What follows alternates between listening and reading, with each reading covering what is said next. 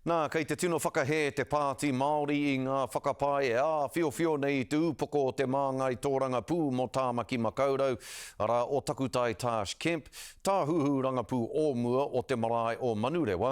Hei tā ngā kaimahi ōmua i raweke te marae o Manurewa i ngā raraunga o te tatauranga a motu o te taurua manorua te kau mā toru, hei painga mo te whai a Kemp me te pāti Māori i te tūru o Tāmaki Makaurau. Ko Kemp hoki te tāhuhu rangapū o te marae i taua wā. Ko te New Pepper Sunday Star Times, te tuatahi kia whakapāho i ēnei whakapai. I nāia nei kua whakarewa whakatewha a tatauranga Aotearoa e pāna ki ngā whakapai nei. Hei tā ngā pirihimana hoki i tai atu he amuamu o kaua ki a rātou i tērā wiki. Nā te mea he take tēnei kei mua tonu i te kōtimahi i tēnei wānei, he take hoki e whiriwhirihia tonu tiana e ngā roia me noho wahangu tonu, te hunga kei te hāputa, kei te pūtake rānei o ēnei whakapai.